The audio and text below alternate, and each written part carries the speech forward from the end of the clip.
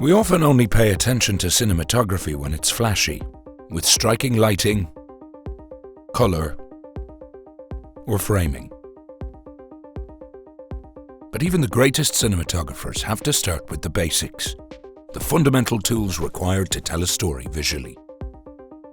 And one of the most definitive compendiums of these fundamentals is Joseph Mascelli's The 5 C's of Cinematography. Last time we took a look at Mascelli's first C, camera angles. Today we're going to dive into the second, continuity.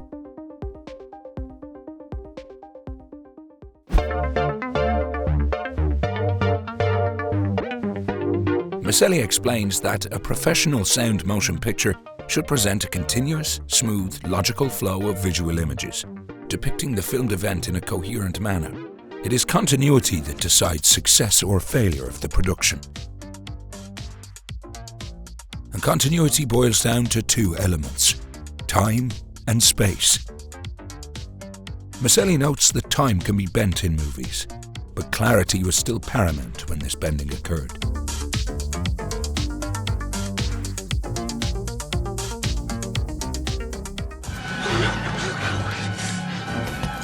He outlines 4 different approaches to time a film can take.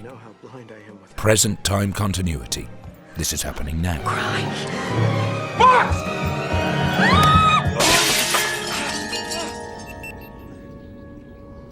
Past time continuity, which Mascelli divides into 2 types, occurring in the past or a flashback from present to past.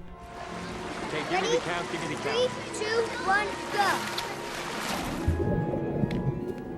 Yeah, recording.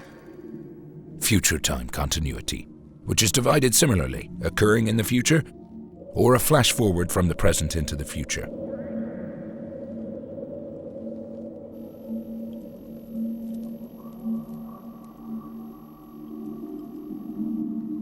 And conditional time continuity, which refers to a sort of subjective experience of time, which Mascelli says could be the mental attitude of the player viewing the event, or the memory, imagination, or thoughts of a person who may see an event in a distorted manner in his mind's eye. The technique changes, but the principle doesn't. Clarity is paramount. What happened? I don't know. What happened? Where's the rest of it? I guess that's all of it. Where's my minority report? Do I even have one?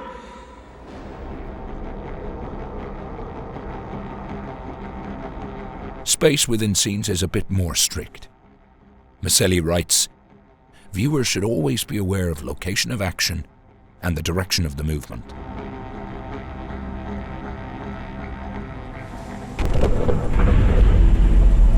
Mascelli describes 2 different contexts in which a cinematographer may be filming.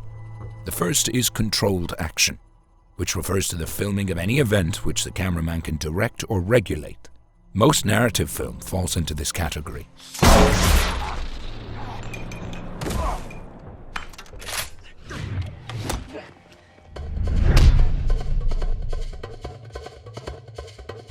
The second is uncontrolled action, which pertains to events which cannot be staged for the camera. This is typically the realm of documentary or news footage.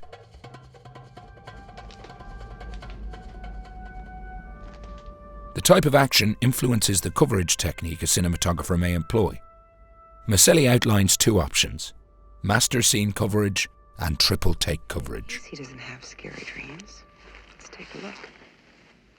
Nope, nothing bad in there. See? Master scene coverage refers to filming an entire scene from beginning to end from multiple angles. The triple take, Mascelli explains, is when the cameraman thinks of 3 consecutive shots, regardless of the number of scenes being filmed. Action at the end of the first shot is repeated at the beginning of the second shot, and action at the end of the second shot is again overlapped at the beginning of the third shot. Mascelli argues that while the triple take technique makes shot-to-shot continuity relatively simple, the master scene technique gives a filmmaker much more flexibility in the edit.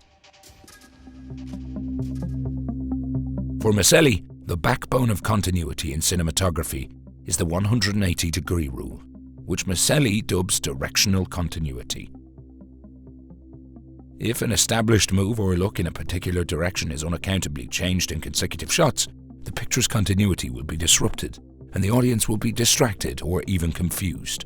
But you are the caretaker. You've always been the caretaker. Shooting on one side of the action axis ensures this problem will be avoided.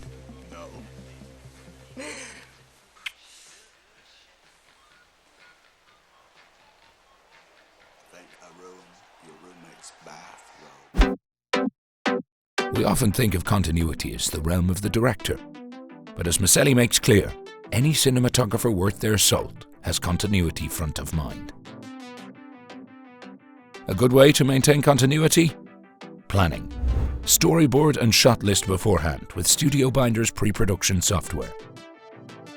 Stay tuned for our next episode in this series, Cutting. That's all for now. Plan your shots, plan your coverage, and watch for that 180.